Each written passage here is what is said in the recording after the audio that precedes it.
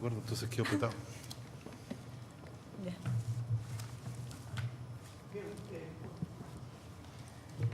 Buenas tardes a todos, gracias por estar acá en nombre de la Escuela de Literatura Creativa de la Universidad Diego Portales. Buenas tardes, bueno, es una tarde sorprendentemente fría, así que se agradece el doble que estén a esta hora acá. Pero como ya vieron, hay un pequeño ágape fuera para calentar un poco los huesos. Tenemos hoy una invitada bien especial, una escritora colombiana, Margarita García Rogallo, radicada en Argentina hace algunos años, destacada cuentista, novelista, que nos va a leer parte de su trabajo. Ha ganado prestigiosos premios, tiene jinetas bien prestigiosas, entre ellas el premio Casa de las Américas del 2014, el año 2015 se editó una selección de sus cuentos, y va a compartir la mesa con... ustedes ya lo conocen, el director de nuestra escuela, el señor Álvaro Bizama, autor de muchísimas crónicas, artículos, reseñas, pero sobre todo, bueno, un gran novelista, también un gran amigo, y tenemos también, complementando esta mesa, a dos de nuestros queridos alumnos de la Escuela de Literatura Creativa, a Antonia Durán y a Felipe Gacitúa, que también van a leer parte de su trabajo, una muestra de su trabajo creativo. Así que, bueno, les agradezco a los cuatro, sobre todo a Margarita, estar acá esta tarde con nosotros. Les recuerdo además que el trabajo parte, o por lo menos parte del trabajo de ella está afuera, para los que quieran conocer más de su obra, comprar alguno de sus libros, está afuera una mesa con su novela.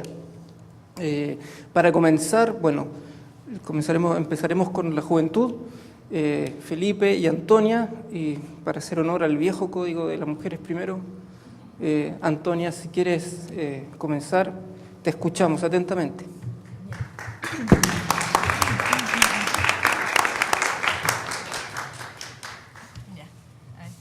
¿Hola? ¿Se escucha? Sí, se escucha. Ya. Mi cuento se llama Quería ser pirata espacial. Esta es una historia real.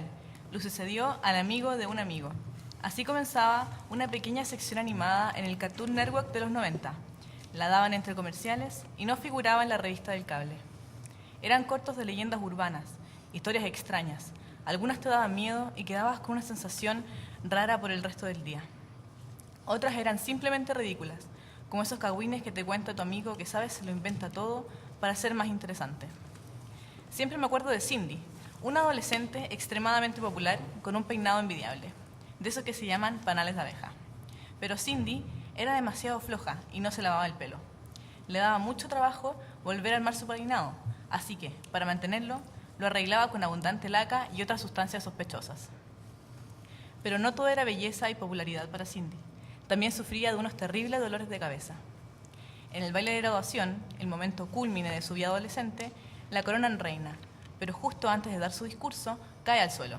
El dolor de cabeza ya era insoportable. Fue llevada de urgencia y en el hospital trataron de desarmar su peinado, pero era imposible. Todos los productos formaron una capa parecida al metal.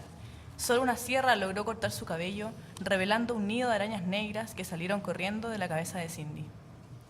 Bueno, para mí estas historias eran solo cuentos y punto. A nadie le podían pasar esas cosas. Pero no podía estar más equivocado. Y hoy les puedo decir que esta es una historia real, yo soy el amigo de ese amigo y esto fue lo que me pasó hace menos de un mes.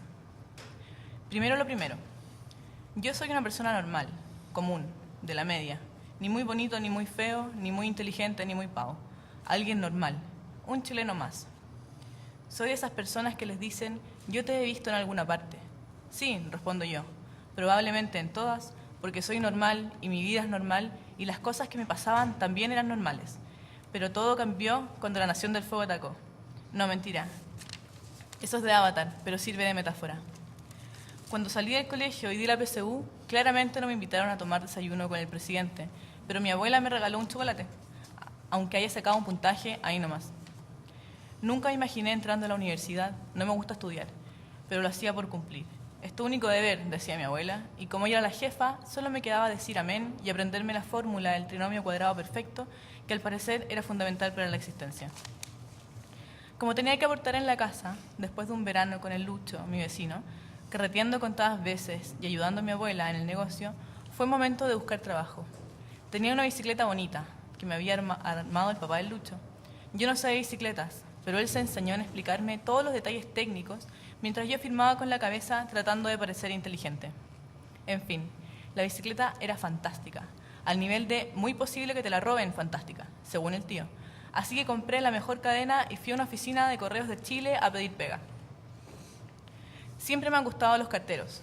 Mientras otros niños querían ser Batman, yo quería ser cartero o pirata espacial, pero mi abuela me dijo que mejor no, que era muy peligroso. Por eso ahora soy cartero. El nuestro se llamaba Don Armando y era un caballero viejo ya, gordo, tan gordo que no sabía cómo podía andar en bicicleta. Mi abuela siempre lo invitaba a tomar algo y don Armando entraba feliz al negocio, desparramándose en una banquita al lado de mi abuela, se enjuagaba la gota gorda que le corría por la frente. Yo me imaginaba su relación como la del profesor Girafales y doña Florinda, pero de verdad. Hoy don Armando ya no es cartero. Después de un preinfarto tuvo que dejar la bicicleta, pero sigue pasando día por medio a tomarse un express al negocio de mi abuela.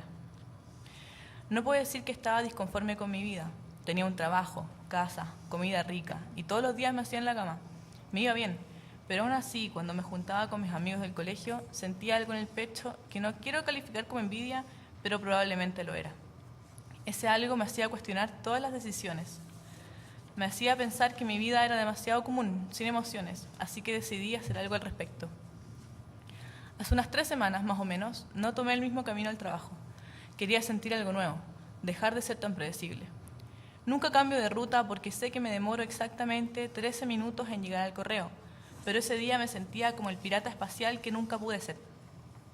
Iba cantando el ACRG cuando al doblar una esquina me encuentro de frente con unos 20 hombres, todos calvos, todos vestidos con trajes negros impecables. Esto no sería tan extraño si viviera en Santiago, pero aquí, en Las Cruces, nadie, pero nadie se viste así. Estaban como en una reunión, parados en círculo, susurrando todos al mismo tiempo. Traté de retroceder, pero uno se fijó en mí y de repente estaban todos mirándome con unos ojos grandes, incómodamente grandes y llenos de pánico, como si no entendieran por qué yo estaba ahí viéndolos, por qué yo podía verlos. Todo esto tiene que haber pasado en unos segundos, porque cuando pestañeé estaba solo en el pasaje.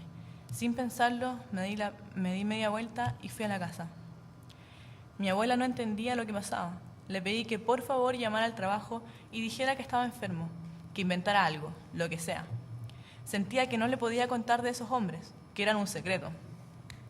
No pude salir de la casa en toda esa semana porque los veía en la noche, parados afuera de mi ventana, mirándome con sus enormes ojos negros. ¿Les conté que vivo en un segundo piso? Bueno, en la 7ª noche ya no había nadie en mi ventana, pero seguían apareciendo, o por lo menos yo los seguía viendo.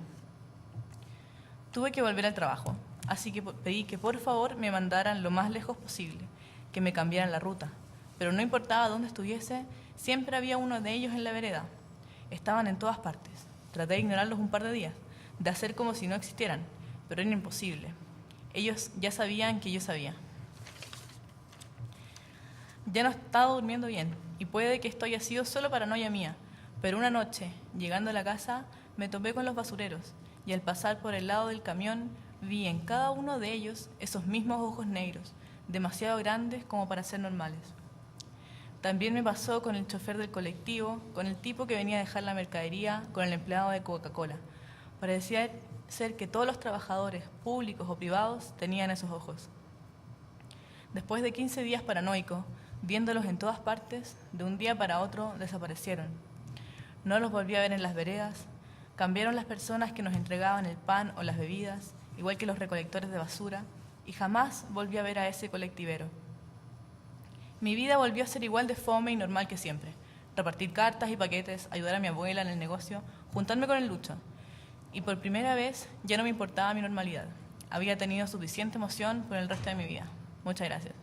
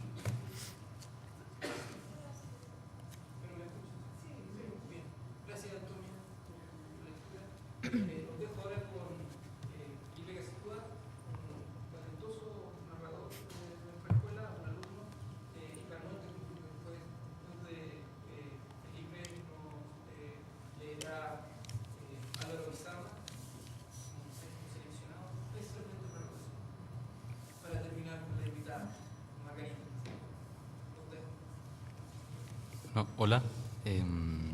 Este texto es una crónica que es parte de mi tesis y se llama La moledora de plástico.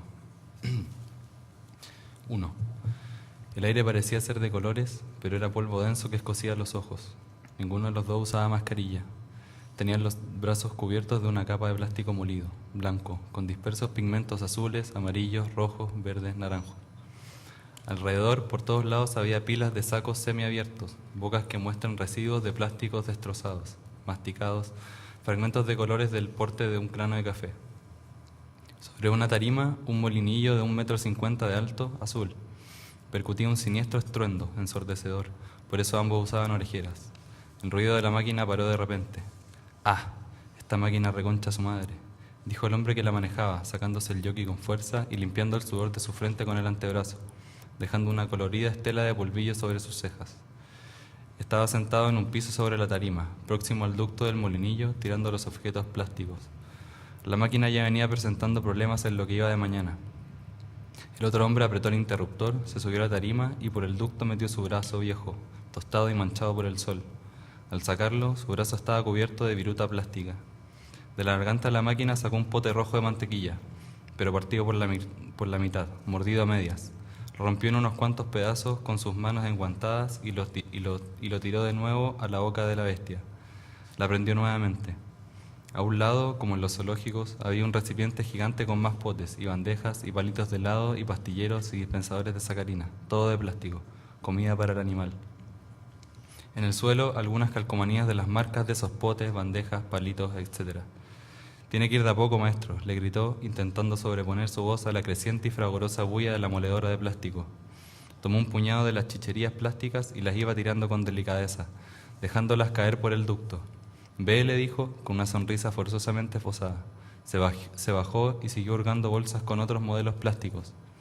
El domador inexperto de la bestia se puso de nuevo el jockey desteñido, que tapaba su calvicie parcial y aplastaba sus largos rulos entrecanos, que nacían en la parte posterior de su cabeza y caían hasta sus hombros. Siguió el consejo, vio que le funcionaba. Se avanzaba más lento, pero funcionaba. Le levantó el dedo pulgar. El otro, desde abajo, con su barriga prominente, su estatura media y su calvicie consolidada, le levantó las cejas como respuesta, acomodó sus lentes y siguió en lo suyo. El sonido de la moledora de plástico triturando hacía retumbar aquel cobertizo improvisado, ubicado al fondo del taller mecánico, que ocupaba un reducido espacio entre los neumáticos apilados y la chatarra oxidada del lugar. Por entre las rendijas del techo de zinc entraban los rayos del sol que ostentaba la amanecida y caían sobre los sacos medio abiertos. La luz que irradiaban los plásticos en desuso creaba una imagen diáfana. El aire ahí parecía impregnado de colores, pero solo irritaba los ojos y de cuando en cuando hacía escupir salivazos untados en trozos plásticos. A medida que pasaban las horas, el calor sofocaba y el ruido se hacía igual de apacible que el silencio. De ahí en más, los dos prosiguieron la faena callados. La máquina titubeó unos segundos. Ambos la miraron, pero no era nada. La bestia engullía enardecida. 2. Es jueves, cerca de las 9:30 de la mañana. Antes, Jorge se levantaba a las 6:30 para ir al taller, pero desde un resfrío que lo tuvo poco más de una semana en cama, decidió cambiar la rutina y salir más tarde de su casa. Jorge usa una camisa gris que perfectamente podría vestir para un matrimonio o alguna celebración, pero está rajada al lado de la costura de los botones, algo entierrada y arrugada. Encima tiene un chaleco con cierre abierto y un jockey que era blanco, de una marca de camiones chinos que cubre su pelada morena. Es bajo, de lentes, pelado, con unos pocos pelos toscos a los costados. Maneja una camioneta Nissan roja de segunda mano, pick-up. Bajo el semáforo, el intermitente advierte que yendo hacia la derecha se llega al taller. El taller está por ahí, en el límite de la Florida y Peñalolén, circundado por casas pequeñas, en una calle que en un pasado eran predios, grandes fundos y que ahora está repleto de colegios municipales particulares subvencionados, jardines infantiles y uno que otro condominio cerrado, casas de no más de 70 metros cuadrados. Jorge lleva un poco más de 8 años en este negocio de los plásticos, en rescatarlos del desuso y reciclarlo para venderlo. ¿Cómo se dio? ¿Bajo qué circunstancias? Se dio por circunstancias. Jorge sonríe mirando hacia adelante. El trabajo consiste fundamentalmente en ir a buscar el plástico un camión a la fábrica de plásticos en Lampa. Plástico que nos sirve con errores en los moldes o los rotulados. La fábrica trabaja elaborando palitos de helado Saori, potes de sureña y loncoleche, casatas de helado San Francisco, baldes de azúcar Llanza, dispensadores de sacarina Daily. Pero en ese ínfimo sector de la inmensa fábrica, al lado de donde se deposita el aceite descompuesto a las máquinas, hay montones de las etiquetas de esas marcas en el suelo, pisoteadas y pegoteadas por el viscoso aceite y petróleo vertido salpicado en el piso cubierto de piedras. Por descuido de quienes lo acarrean, charcos tapizados con las caras de la gente feliz y de aspecto saludable de las tapas de mantequilla, o los jóvenes con teñidas veraniegas, sombreros de paja y lentes del sol, torsos desnudos y bikinis con lunares en la etiqueta de los bombones helados Chomp. Ahí hay 3 jaulas, de 3 de altura, por 3 de alto, por 3 de largo cada una.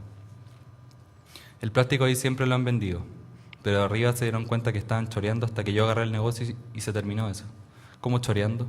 Sí, si no era tan serio, no estaban ni ahí, dice Jorge frunciendo tímidamente el ceño, y cuando se dieron cuenta prefirieron darle el negocio a alguien de confianza.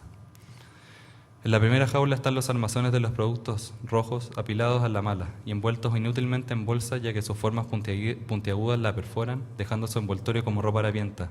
En la siguiente jaula están las llamadas tortas, plástico petrificado en 2 formatos, bloques de plástico condensado rígido, pesado y duro, de cualquier color imaginable o la mezcla de ellos, muy parecido cuando se juntan 2 barritas de plasticina de distintos colores que, al pasarle el dedo, se impregna un color sobre la otra sin fundirse del todo. Tienen forma de una verdadera torta, de esas grandes para niños que en la superficie tienen dibujada una cancha de fútbol, con Colo-Colo de un lado y la U del otro, de la que comerían fácilmente unas 30 personas. La otra presentación es más deforme que la anterior, como una mancha de pintura tirada sobre una pared, así, desparramada, simétrica y de colores aún más vivos, brillantes, como verdaderas esculturas abstractas, fósiles de adminículos domésticos. Jorge, sin más, las echa al camión como un pedazo de plástico al que hay que moler, echar en un saco y venderlo. O venderlo así, tal cual, sin molerlo, a 100 pesos el kilo de torta. ¿Qué se hace con ese plástico? Infinidades de cosas, colgadores de ropa, maceteros, palos de escobillón. Hace gesto con las manos mientras maneja. Pero generalmente los vendo para maceteros, sentencia, y se pasa la mano por su barbilla y acomoda de golpe sus lentes. Se hacen infinidades de cosas. Son sobras de la empresa, las que Jorge compra a 200 pesos el kilo y vende a 500. Y aunque más adelante dirá que el negocio ha decaído considerablemente, cuando habla de los 300 pesos de ganancia lo hace con un hálito victorioso. Se lo venden para nada más que desocupar las jaulas en donde se almacenan esos residuos en la fábrica, en un rincón de los estacionamientos para los camiones que despachan. Alguien tiene que sacar ese plástico, alguien como Jorge, alguien que no choree. 3. Al fondo de la calle se erige la cordillera, con el sol encumbrado a no tanta distancia de la cima. Jorge baja el visor para protegerse de los rayos, suena el intermitente. La flecha del tacómetro apunta a la izquierda y Jorge baja los cambios para enfrentar la pequeña subida de la entrada al taller. Un portón metálico abierto que en letras blancas sobre fondo negro dice en mayúsculas reparación de. Y debajo de esas letras, algo parecido a una sonrisa que emula un resorte de un camión. Justo antes de entrar, desde la vereda sur, aparece la figura de un hombre que atraviesa la calle. De cerca le faltan un par de dientes, usa un pantalón verde militar engrasado y roto, una polera mangas largas que tiene un bordado de un logo de Helix y un gorro de lana rojo, que deja entrever unos tímidos rulos en la parte de atrás. Es Carloncho. Cuando Carloncho va al taller, ayuda a Jorge a descargar los camiones con cajas repletas de plástico, ordenarle el galpón o moler el plástico. Según Jorge, Carloncho se aparece por el taller solo cuando necesita pega que le da plata que luego se toma. Carloncho entra al taller detrás de la camioneta de Jorge. Ahí trabajan 3 maestros, Marambio, desabollador y pintor de más de 70 años, José y Juan, ambos reparadores de resortes, hermanos, entrados en los 60 y 50 respectivamente. En el taller los maestros solían reparar micros, pero con la aparición del Transantiago el negocio decayó. Carloncho recibe las tallas de rigor. Carlos es una anécdota en la boca de cada uno de los maestros y de Jorge. Su aspecto descuidado es motivo de burla para el resto y a Carloncho parece no importarle. Es más, parece ser el papel que asume. Jorge mira sonriente la escena y estaciona la camioneta bajo un encarpado hecho de pendones de distintas marcas. Se baja, revisa rápidamente el galpón del plástico para ir a conversar con los maestros. Cuando enfila hacia el grupo de viejos, Carloncho ya sale del taller sin rumbo fijo. Como siempre, tantea y se va. A veces vuelve, casi nunca regresa. 4. Es abril. Carlos no era quien manejaba la máquina cuando en ese momento de ferviente destrucción titubeó. Era Ponce, junto a Jorge, 2 años y medio atrás. Carlos es otro personaje más que compone el folclore residual del sector. Ponce, a su vez, es un remanente imborrable de la vejez. Los maestros ven a Carloncho alejarse. El pantalón que Marambio usa para trabajar tiene la hada anarquía bordada en la pierna izquierda. Los 3 maestros usan unas cuantas capas de abrigo. Los primeros rayos del sol no calientan. Los 3 maestros sostienen tazas de las que sale vapor, quietos, esperando a la clientela. Esa fue la última vez que Ponce apareció en el taller. Ponce solía trabajar con ellos. Ponce ahora duerme en un colchón tirado en una plaza cerca del taller. Un sinónimo de ser viejo es ser como un roble. Los robles se asemejan con los árboles. Los viejos son de madera. Acá los viejos son de plástico. El plástico es un material ordinario, distante de la nobleza que puede entregar la madera de un roble, mirado con recelo por su carácter nocivo y vulgar. En plena edad del plástico, seremos fuerza, seremos cambio, dice la canción. El plástico es omnipresente. La característica más común del plástico y todo lo que se hace con plástico es que es barato. 5. Jorge abre una caja que en su interior tiene montones de cartuchos para sacarinas. Luego hurga un balde con cachureos, saca un par de guantes de polo de algodón y una parte de un resorte de un camión, alterado, con la punta filuda cual arma hechiza. Jorge saca uno de los cartuchos dispensadores de sacarina y le mete el fierro puntiagudo del resorte por una hendidura. Ahí, ¿veí? Como si nada mete el fierro, destruye la parte superior del dispensador y hace palanca. El sonido es igual a romper un hueso de pollo. Clac. Toma otro. Así, ¿viste? Clac. La parte blanca al tambor azul, porque sirve, porque es PP, polipropileno, y hay que molerla para venderla. La otra parte, amarilla, morado, verde, dependiendo si es sacarina rubia, normal o con stevia, a la basura. Esa parte de color está hecha de un material que Jorge aborrece con tirria, el acetal.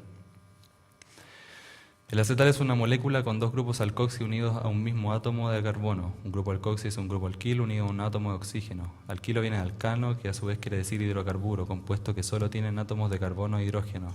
Pero el sufijo hilo significa que es radical, que en química son todas las especies que poseen uno o más electrones desapareados.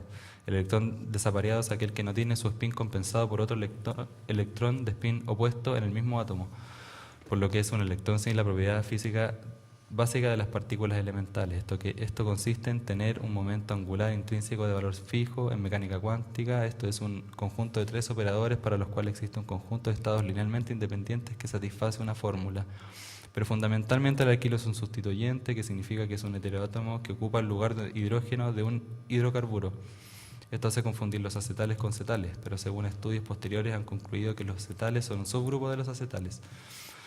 Todo esto según la cadena de enlaces que ofrece la página del acetal en Wikipedia. A Jorge esto no le importa, seguramente no tiene idea, no sabe, no lo conoce, porque estas son cosas que verdaderamente nadie sabe. Se limita a decir que es inflamable, que cuando se va un poco de acetal en los sacos y se funde para hacer los maceteros, de pronto aparece una llama, que suele ser color verde, casi imperceptible. Eso lo hace peligroso, sus clientes reclaman, genera problemas. Por eso lo aborrece. No sirve de nada esta wea, dice mirando la diminuta pieza entre sus dedos gruesos, arrugando la nariz, gesto que le ayuda a enfocar mejor. Tira la pequeña pieza a una bolsa llena de otras piezas de acetal que irán a la basura. Se sacude las manos y revisa otras bolsas. El acetal es una lacra. 6. Patitas y Lucas son los perros del taller. Patita es una perra robusta, negra, quiltra, con manchas blancas en el pecho y pigmentos blanquecinos alrededor de sus ojos que denotan su edad. Pero su vitalidad queda manifiesta cuando corre con un pedazo de goma en su hocico, específicamente un buje de goma de la barra estabilizadora de un camión, y lo deja en los pies del maestro José. Él está de manos en los bolsillos, con 2 chalecos y una chaqueta gruesa. El frío penetra y la poca actividad en el taller los inmoviliza. Patitas mueve la cola y se sienta esperando el puntete de José a la goma estabilizadora. José chutea. Patitas corre a buscarla. Lucas es un poodle pequeño, de mediana edad, que tiene barro pegado entre sus largos pelos. Lucas mira acostado el jugueteo de Patitas. 7. El plástico en la naturaleza puede tardar 1000 años en descomponerse. Contiene difenol A, un disruptor endocrino dañino para el ser humano. Según estudios, hay 5 billones de trozos de plástico en el mar. Se ha dicho como eslogan ambientalista que para 2050 habrá más plástico que peces en el mar. Hoy hay peces jóvenes que prefieren comer plástico antes que plancton. En las bolsas plásticas de los supermercados dice biodegradables. A principios del año 2000, en Estados Unidos, la tasa de suicidio subió luego de la aparición de las bolsas de suicidio. Bolsas plásticas para introducir la cabeza y sellarlas con un cordón. Una cadena de malls fomenta el reciclaje con actores, músicos y gente vinculada con el arte. La consigna, 0% plástico. Carnaval, colores, música alegre. Caminan por el barrio Bellavista, por Escuela Militar, por el Parque de las Esculturas, por el Bicentenario. Chile parece Nueva York. Hay colorines, negros, extranjeros, afros. Visten ropa ajustada, usan barbas perfiladas, jeans arremangados o gastados. zapatos de cuero, un mundo de plástico sin plástico. Los pendones gigantes con sus rostros cuelgan en los pasillos de las sucursales del mall. Los pendones son hechos de PVC, el PVC no se puede reciclar, el PVC es altamente contaminante. Unos lentes Ray-Ban modelo round, metálico, hoy valen unos 100.000 pesos en una tienda de retail. En el barrio Makes, sus imitaciones plásticas promedian los 2.000. She tastes like the real thing, dice una canción de Radiohead. My fake plastic love, ella sabe como algo real, mi amor plástico falso. Soy un hombre de plástico que merece respeto, que merece humanidad, dice una 31 minutos. Unos versos de Rodrigo Lira dicen, sucintamente te percibes, solo, tomando pilsener, sorbiendo torpemente, probando sintéticos trozos plásticos. Con plásticos hacen prótesis, con plásticos hacen los billetes. Se dice que el queso del McDonald's es plástico. Un coleccionista de figuritas de acción es también un coleccionista de plásticos, etc. 8. Plástico, del latín plasticus, y este del griego plastikos. A su vez, la palabra plastikos está formada por plastos, formado, modelado, fingido. Adjetivo verbal del verbo plasó. Yo formo, modelo, finjo, forjo, etc. Adjetivo, perteneciente o relativo a la plástica. Adjetivo, capaz de ser modelado. Ejemplo, arcilla plástica. Adjetivo, dicho de un material que, mediante una compresión, puede cambiar de forma y conservar esta de modo permanente, a diferencia de los cuerpos elásticos. Femenino, arte de plasmar o formar cosas. 9. Son cerca de las 10 de la mañana. Han pasado unos meses. En el Gampón ahora hay un televisón que Jorge instaló. Está sintonizado en el matinal de Chilevisión, que muestra burdas recreaciones del interrogatorio a los testigos del caso de Viviana Heger. Se ve mal, la señal se va, la antena se sostiene gracias a la pericia de quien la equilibre en su eje. Frente a Jorge hay un cajón industrial blanco, o VIN, que contiene una innumerable cantidad de tapas doradas que traen adherido al reverso un cartón forrado con aluminio el que hay que extirpar. Las tapas son del café que vienen en base de vidrio. El cartón lo mantiene hermético. Con el mismo resorte alterado que utilizaba para desmembrar los envases de pastillas de sacarina, Jorge ahora desgarra el cartón, entierra la punta del resorte y extrae la piel de las tapas como si fueran almejas. Afuera los maestros hacen lo mismo. Sentados alrededor de una mesa van sacando el cartón de las tapas una a una. A un lado el cartón, al otro las tapas listas para ser molidas. Los perros, un poco más allá, hacen sonar un papel café y comen los restos de un brazo de reina que compraron los maestros la tarde anterior. Lucas, el poodle grisáceo, se lleva la mejor parte. Patitas mira a un lado con el bigote manchado con crema pastelera. La clientela incipiente se hace esperar. Moler el plástico, desechado, inservible, como una metáfora ingrata. Extraer a destajo la utilidad de lo inútil. Plástico, el material, apartado de los materiales nobles. Plástico, la palabra, usada como sinónimo de algo falso. Los yoquis opacos, pigmentados con grasa negra, tapándoles el rostro. El rumor de la tela a lo lejos. Los viejos sumidos en una actividad remota. La máquina se enciende, un apellido les susurra, Ponce. La máquina se enciende, el dorado de las tapas es opaco. Las tapas al caer y deslizarse por el ducto suenan como agua. La boca de la bestia siempre está abierta y Jorge, asomado, examina su garganta sigiloso. El plástico truena como huesos rompiéndose. Gracias.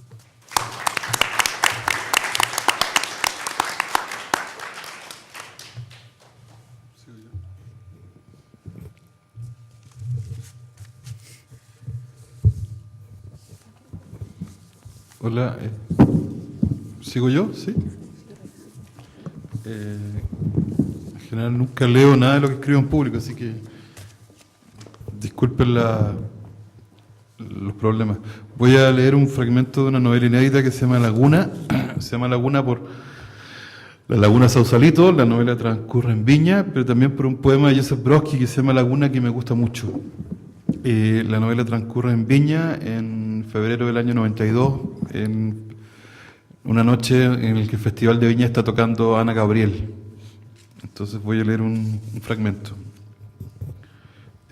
Me quedé solo en la cocina, tomé un hielo, lo masqué, tenía la mandíbula dura, mis dientes necesitaban destruir algo. Lo que destruí fue el hielo. Sus esquirlas se clavaron en mi lengua, las esquirlas desaparecieron, respiré hondo, algo se arrastró al fondo de mi garganta, abrí los ojos, dejé que entrara más luz, no había más luz. Salí al patio, me encontré con Juan. Juan fumaba, miraba al cielo, no había luna. Le pregunté qué esperábamos, no me respondió, siguió mirando al cielo. En el patio había una banca, Ana se había sentado, hablaba con una muchacha. Me acerqué, ella me pasó una botella de cerveza, escudo, la cerveza estaba helada. Tras la banca había un rosal, el rosal estaba iluminado, el foco de una casa vecina, el foco parecía doblar la luz venía de un costado. No había rosas, una lagartija se movió, la lagartija buscó el calor era una ilusión, el calor no existía. Ana se fue, la mujer se quedó sola, me senté a su lado, le devolví la cerveza, desde una de las ventanas vi sombras moverse, las sombras eran devoradas por las luces de colores de la fiesta, las sombras eran cuerpos deshaciéndose, piel evaporada, bocas detenidas en un gesto. Ana se acercó a Juan, le dijo algo al oído, Juan cerró los ojos, entonces la mujer me dijo su nombre. No lo retuve. Se puso a hablar. Dijo que estudió arquitectura 1 año en la Católica Valparaíso. No aprendí nada. Mucha poesía, dijo. Mucha basura. Mucho huevón diciendo que eran amigos de ese director, el que vive en Francia, el guatón. Pendejos. Me enamoré. Todo se rompió. Me fui al norte a buscar algo, dijo ella. No lo encontré. No volví a mi casa. Mi casa era la casa de mis papás. Me fui a vivir con unos amigos. La casa quedaba en Forestal. La casa tenía vista al mar, mi pieza tenía un poco de esa vista, pasaron cosas, nada que te deba contar. La casa estaba llena de ratones, quedaba arriba de la Quinta Vergara. Trajimos un gato, los ratones no se fueron, el gato escapó un día, vivía con miedo, había un fantasma. ¿Has visto fantasmas? Yo sí. La casa estaba llena de fantasmas, los fantasmas eran amigos de las ratas. Tuve una relación con un compañero de la casa, nos enganchamos, él tenía polola. No fue nada serio, fue serio. Escuchábamos los ratones juntos. Él no era estudiante, tenía 30 años o 40. Una noche tembló, estábamos juntos, nos despertamos, se levantó, se vistió, dijo que la polola iba a venir a verlo. Yo le tenía miedo, él le tenía miedo. Pasó media hora, no llegó, se quedó de pie, la ventana estaba abierta. Él trabajaba de profesor de historia, tenía que trabajar al día siguiente. Era el 87, el año 88, años malos. Me dijo que me levantara, tenía los ojos rojos, no habíamos fumado nada, quería mostrarme algo. Lo hice, me levanté, me dijo que mirara por la ventana, la casa quedaba en subida, se veía viña, miré, no vi nada, muros, casas, la calle, luces a lo lejos, el mar, edificios. La ciudad está viva, dijo, la ciudad es una criatura viva, la ciudad respira, la ciudad es un animal, los indígenas lo sabían, soy historiador, dijo él. Leí varios libros sobre esto, también me lo contó un poeta, el poeta estuvo en la cárcel. Hay algo vivo abajo de Viña, algo que es un animal, algo que no es un animal, algo que está ahí, aquí de antes, que quedó botado, que quedó solo. Todos sus amigos viajaron a las estrellas, sus amigos devoraron las estrellas, se alimentaron de soles, hicieron nidos sobre agujeros negros, volvieron a la nada, salvo él no viajó, se quedó, no pudo viajar, algo malo. Era un animal marino gigante, un animal marino muerto, murió en Viña, abajo, no en Valparaíso, el puerto es pura roca, nada puede crecer ahí, dijo, los indígenas lo veneraban, su cuerpo era del tamaño de la bahía, había vivido varios miles de años, había comido restos de dioses que caían del cielo, había mascado pedazos de estrellas, un día dejó de respirar, se tiró sobre el mar no lo pudo tapar, sobre sus restos creció la bahía, todos lo olvidaron, menos ellos, los indígenas, se encomendaron a su nombre era impronunciable, su nombre era la sombra de una memoria, el eco de un eco, un pulso nervioso rezagado, le regalaron a sus hijos, a sus mujeres, trataron de dibujarlo sobre los cuerpos, lo convirtieron en un rumor, el rumor creció generación tras generación, de padres a hijos, de hijos a nietos, como un cuento nocturno, un cuento de terror, acerca del animal que era negro, acerca de los huesos enterrados en la arena. Esos huesos podían ser vistos bajo el mar, los mariscadores se encontraban con ellos, la visión duraba un segundo, el cráneo convertido en una catedral submarina, los tentáculos hechos roca, el único ojo vuelto a coral negro, en las cuencas vacías corría agua turbia. Eso dijo mi amigo, eso dijo mi amante, un pedazo de bahía se veía por la ventana, había temblado, eso me dijo el poeta de la cárcel, dijo él, sale en los libros, está documentado, los ritos funerarios duraban 3 días, velaban el cuerpo de los muertos en la playa, los deudos lloraban y se hacían heridas sobre el pecho y las piernas, lloraban y gritaban al lado del muerto, Esperaban que volviera del más allá, esperaban que el animal marino les hablara, que el muerto dijese qué le había contado el animal marino. El muerto nunca despertaba. Luego de esos días subían el cuerpo a una balsa, lo devolvían al mar, le prendían fuego. Eso sucedía a la medianoche. El cuerpo ascendía a las estrellas, el cuerpo se volvía humo. Las estrellas estaban hechas de ese humo, las estrellas eran el humo.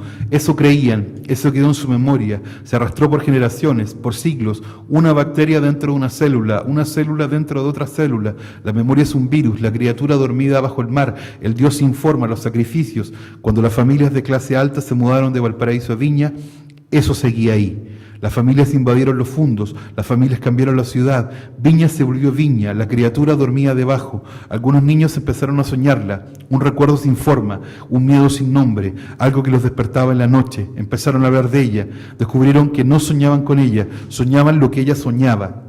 Sus sueños atravesaron la tierra, sus sueños se elevaban al cielo, abrían brazos que no eran brazos, tocaban el borde de la noche. Los niños se encontraron en los patios de los colegios, hablaron, compartieron las pesadillas, los sueños de la criatura, los abismos, lo que miraba el ojo muerto, los rostros de los peces sin nombre, la carne que cubría los edificios, las puertas de coral que se comían las casas, las voces que hablaban sin palabras, las lenguas invisibles, las almas de los muertos que iban al mar, el aliento de los cuerpos celestes. Algunos niños contaron esto en sus diarios de vida. Los diarios eran cuadernos escolares. Escribieron sobre las pesadillas compartidas, escribieron con letra temblorosa, escribieron para exorcizar sus sueños, para sacárselos de encima. Algunos se volvieron locos, se arrojaron desde habitaciones, rompieron los vidrios con las manos, huyeron a los cerros, se subieron a los árboles. Uno de ellos se perdió en Europa, en una guerra, no importa cuál, no sé cuál. El otro se fue a París. Los sueños atravesaron el mar, los sueños lo atraparon. El niño no era niño, anotó todo. Se encerró en una buhardilla en París, dejó de comer, escribió con sangre y mierda en las murallas, miró por la ventana, vio cadáveres sin cabeza, vio hombres que no eran hombres, dijo él, vio fantasmas con enojos en el pecho, escribió, la letra se deshizo, la letra dejó de tener sentido, la letra se transformó en el dibujo de la silueta de la criatura, sus respiraciones estaban sincronizadas, un hermano lo fue a buscar, lo metió en una casa de locos, el manicomio quedaba en Cretil, el hermano era psiquiatra, el hermano notó sobre las pesadillas, él no las tenía, los sueños eran selectivos, no eran para todos. El hermano practicaba espiritismo, llamó al animal, el animal no vino, luego los niños se hicieron adultos, los sueños los dejaron, el animal se olvidó de ellos, el hombre en la casa de locos de Cretil sanó, volvió a Chile, Viña había crecido, Viña había cambiado, se casó, tuvo hijos, se mudó a Santiago, se perdió de vista, el animal dejó de soñar por décadas, los niños se volvieron ancianos, una noche volvieron a soñar, el sueño fue el mismo para todos, el sueño no era un sueño, el animal abrió los ojos en la oscuridad, se movió, la tierra tembló, los ancianos abrieron los ojos, las marejadas atacaron la costa, pasaron la noche en vela, algunos estaban en Viña, otros se habían ido, decidieron juntarse, se escribieron, se llamaron por teléfono. Era los 70, la UP, se juntaron a cenar en un comedor reservado del casino de Viña. Los víveres venían del mercado negro, dejaron sillas vacías para los muertos, les sirvieron platos a los muertos, esperaron fantasmas, los fantasmas no vinieron, luego fueron a la playa, apenas hablaron, un puñado de ancianos silenciosos, un puñado de ancianos con los ojos abiertos, niños viejos, una noche sin luna, dijo él. Era las 2 de la mañana, miraron el mar, esperaron, vieron las estrellas apagarse. El hombre de Cretil se puso a llorar, su cabeza volvió a la buhardilla, Viña es el sueño del animal, dijo. Cerró los ojos, miró a través de los párpados, la carne se volvió traslúcida, la mirada atravesó su propia piel, miró el horizonte, abrió los ojos, vio fantasmas de los niños muertos.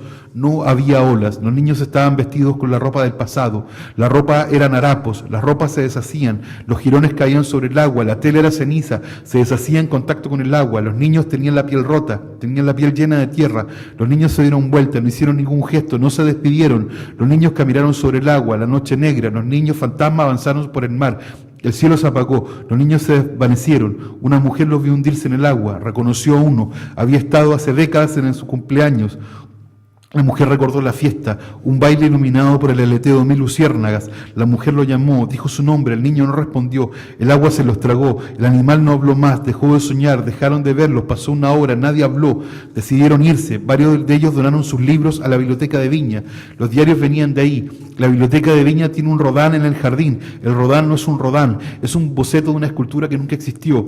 Encontré los diarios en la biblioteca, haciendo un trabajo, estaban en unas cajas, me dijo él, los leí, tomé nota, pelotas estaban llenos de humedad, olían a moho, el moho formaba manchas, las manchas parecían ciudades, ciudades dentro de ciudades. Busqué qué pasó con los niños, murieron, se fueron de Viña, uno estaba vivo, le golpeó la puerta, esperé una mañana, no salió, no quiso verme, le dije a una nieta por qué venía, no quiso atenderme, no me quiso decir nada. Transcribí los diarios, desentrañé la letra torcida, pensé en que todo era una mentira. Crucé datos, tuve revelaciones.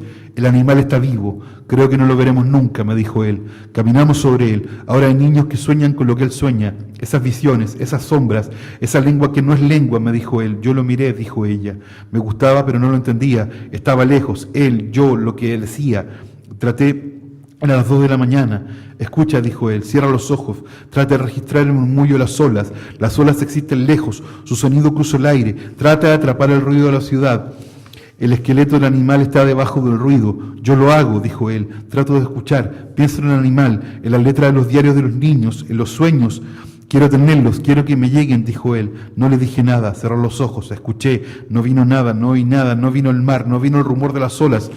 No vino la respiración del animal. Un auto pasó a lo lejos, nada más. Él me besó y se fue. No nos acostamos, después dejó la casa. Después no hubo casa. Ahora estoy acá, dijo ella. Le pasé la cerveza, la fiesta siguió más allá. Gracias.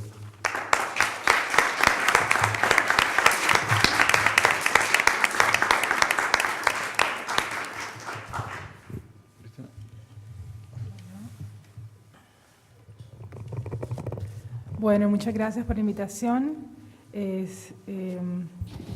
Y nada, pido disculpas porque estoy como recién llegada de viaje y estoy como completamente así abajo.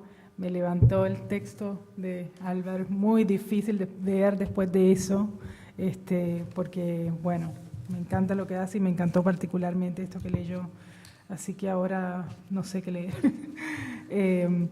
No elegí nada, la verdad, no sabía tampoco cuánto tiempo era, pero me pareció que lo más lógico como para introducir un libro era leer el primer capítulo, ¿no? Hasta donde es corto, así que hasta donde lleguemos, si no se aburre mucho, si no lo cortamos en el medio.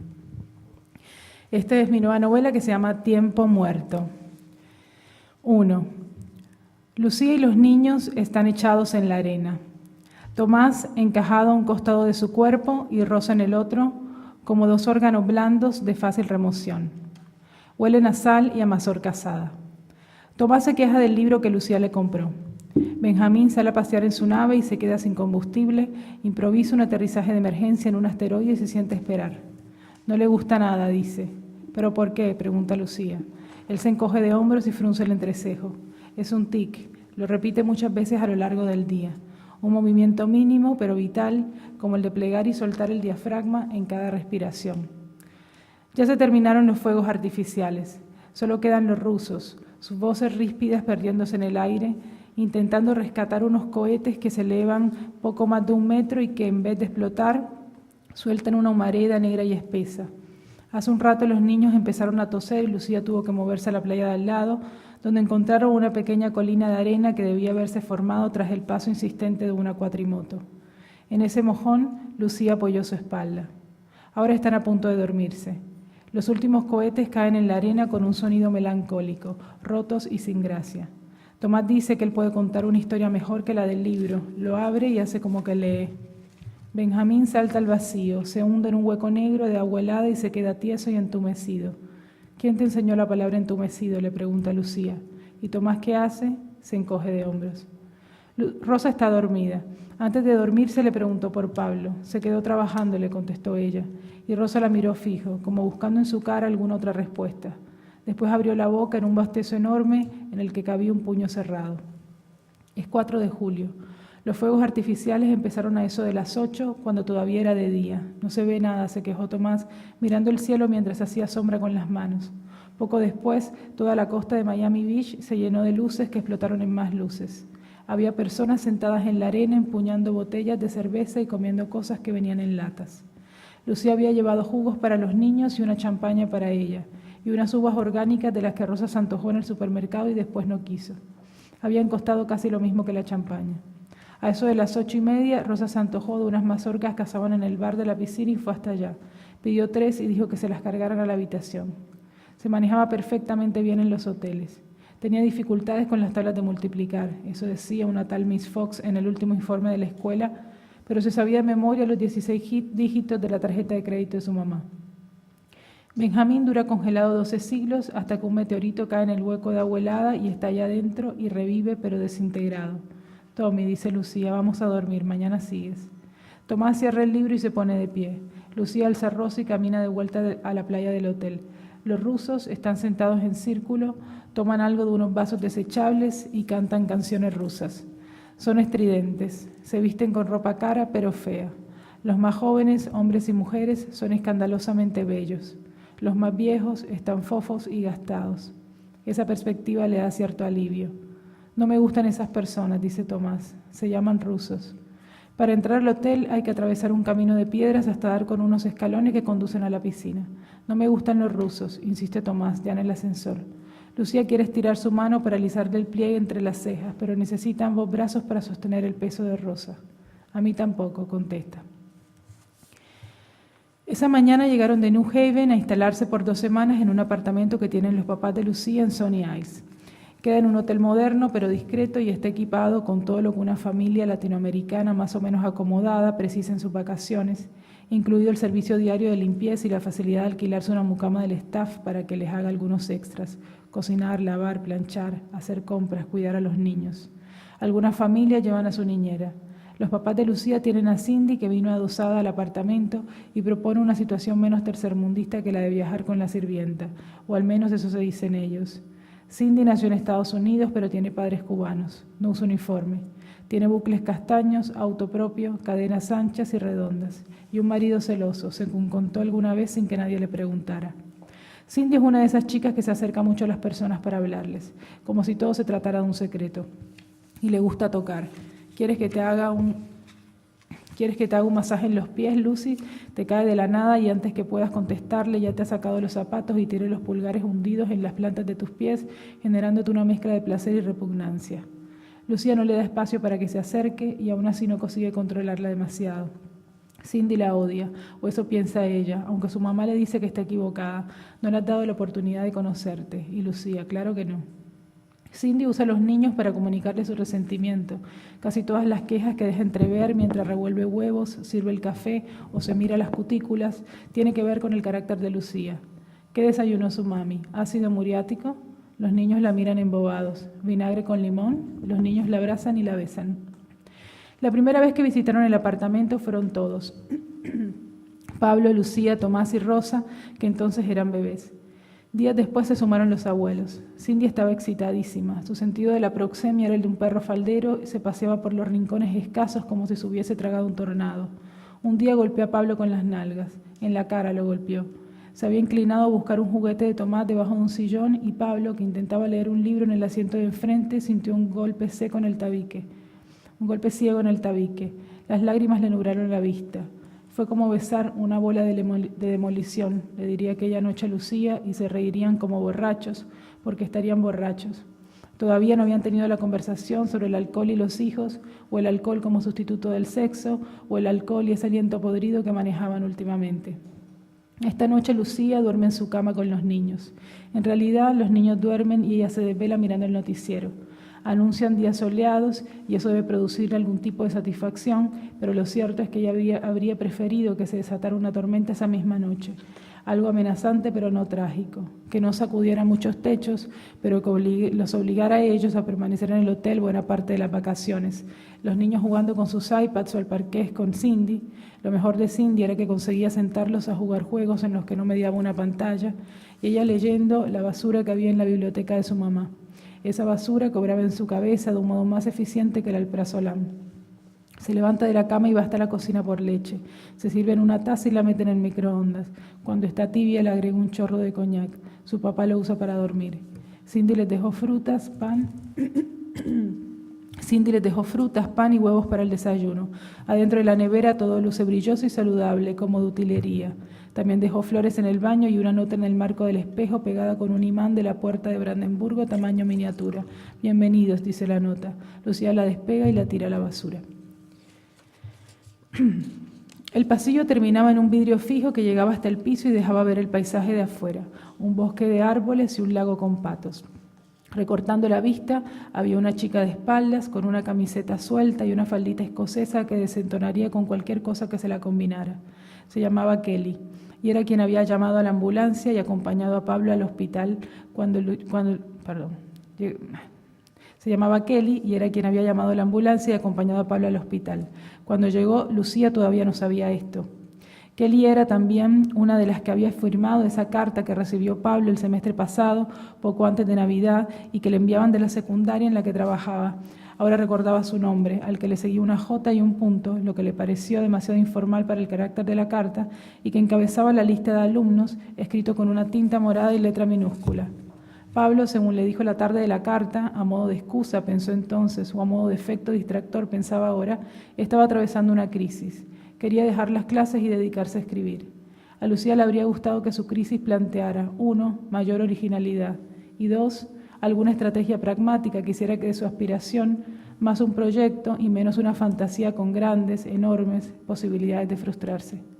Para el día de la carta, Pablo ya llevaba cerca de un año escribiendo una novela sobre una isla colombiana donde había vivido parte de su infancia y se la había pasado juntando bibliografía sobre un canal de agua artificial que atravesaba el lugar y cuya construcción había hecho que la fauna de esa isla se extinguiera. No se entendía cómo resultaba de ese asunto una novela. Y la trama le había preguntado a Lucía alguna vez y él pareció tomarlo como una ironía que prefirió no contestar. La carta llegó un viernes. Los niños estaban en un campamento y ellos estaban por sentarse a cenar.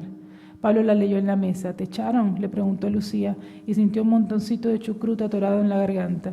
Pablo no contestó. Dijo, como si viniera a cuento de algo, que en esa isla de la que estaba escribiendo había una ciénaga donde crecían unos bichos extrañísimos que, en su opinión, eran la alegoría perfecta para explicar buena parte de la historia social y política de su país.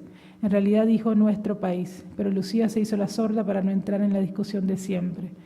Después siguió describiendo esas criaturas, atribuyéndoles fisonomías disparatadas como protuberancias en la cabeza, aguijones venenosos y unas trompas amorfas que mantenían por fuera del agua para chupar oxígeno.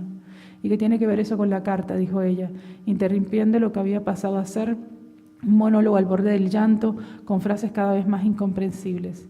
Estaba en crisis, era cierto, pero pensó Lucía y se llenó de furia. ¿Quién no estaba en crisis? Le sirvió un vaso de agua y se lo acercó. Al recibirlo, Pablo le lanzó una mirada suplicante y también inaccesible, una mirada de la que Lucía se distrajo pronto al descubrir las varices en sus córneas, grietas rojas sobre el blanco amarillento. Él se levantó de la mesa y subió al cuarto. La carta quedó ahí, junto a la pata de cerdo y el repollo morado y las papas bañadas en crema y perejil. Había que comer así.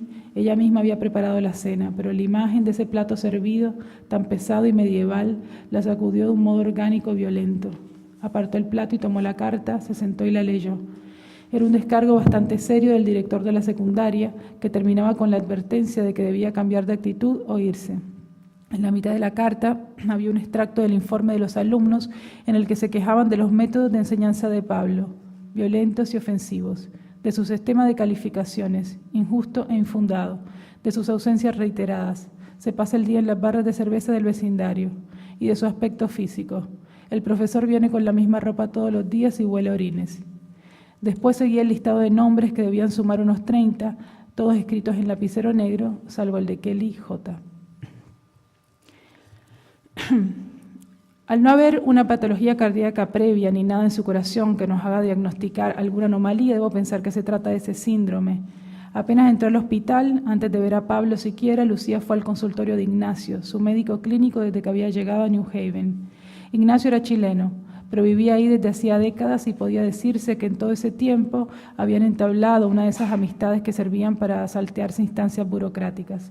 Así que apenas recibió la llamada del hospital, Lucía se comunicó con Ignacio y le pidió averiguar todo.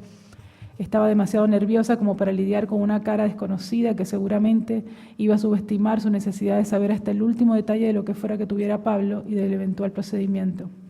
Y ahora Ignacio le explicaba, con sus modos elegantes, con su voz pausada y su mirada empática, para qué servían las arterias. En su escritorio había un pequeño corazón de plástico rebanado por la mitad al que él apuntaba con un láser. Después de la lección miró el diagnóstico. Su marido era un fiestero de puta madre. Ignacio le hablaba de una patología que afectaba el funcionamiento del sistema cardiovascular y se producía por el consumo excesivo de alcohol, carne roja, sal, grasa saturada y algunas drogas. Era una patología adquirida, no congénita, y se solía dar sobre todo en temporada de vacaciones, cuando la gente se distiende y se descuida. De ahí el nombre. Ignacio se aclaró la garganta. ¿Qué? Holiday Heart se llamaba el síndrome. Una canción melódica, pensó Lucía, un motel de paso con luces de neón. En el caso de Pablo, todo esto parece venir acompañado por una conducta sexual que presumo riesgosa y excesiva. Se volvió a aclarar la garganta y Lucía, perpleja como estaba, todavía tuvo el impulso de buscarle un Halls en su cartera. Lo siento, dijo Ignacio, y después hizo silencio. El silencio servía para construir humillación. Las paredes color durazno del consultorio, los cuadritos que las poblaban, fotos de orugas y mariposas que Lucía no decidía si le parecían cursis o pornográficas, tenían más dignidad que ella en ese momento. ¿Por qué lo sentía?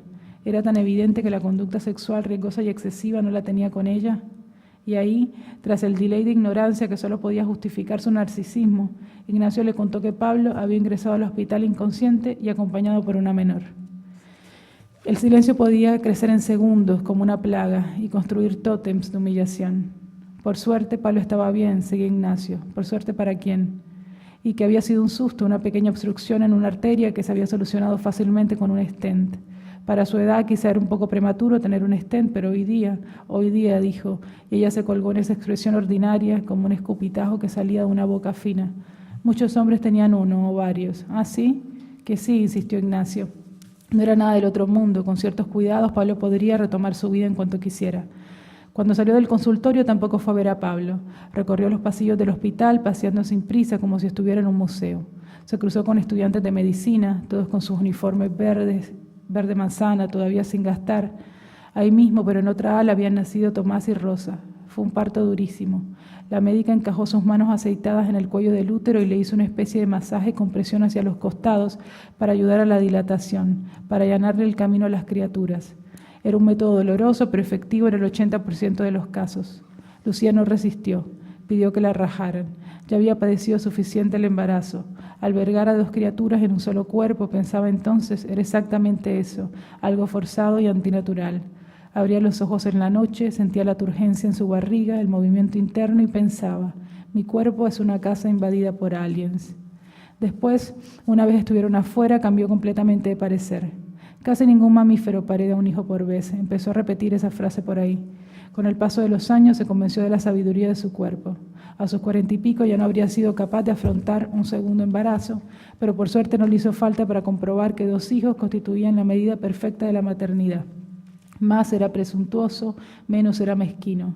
Incluso en la estadística estaba bien posicionada, apenas un par de puntos por encima de la mujer americana que tenía un promedio de 1.8 hijos y un par de puntos por debajo de la latina que tenía 2.2.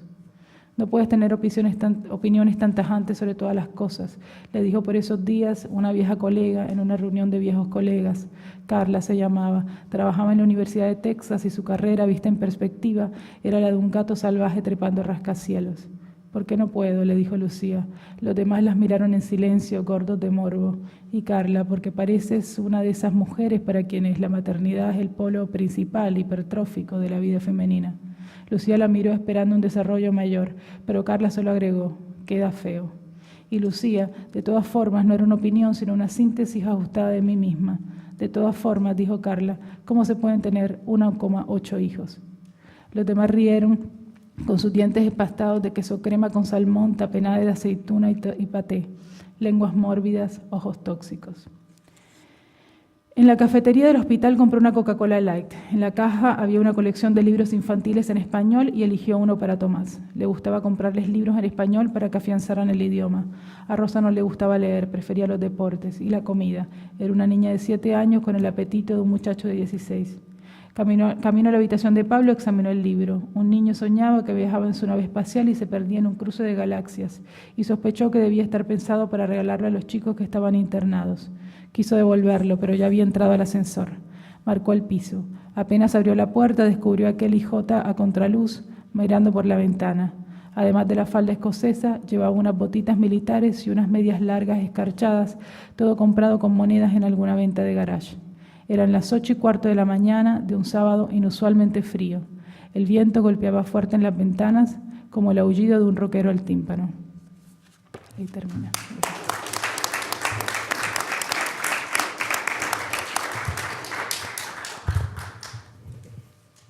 Muchas gracias, Antonia, Felipe, don Álvaro y Margarita por la lectura.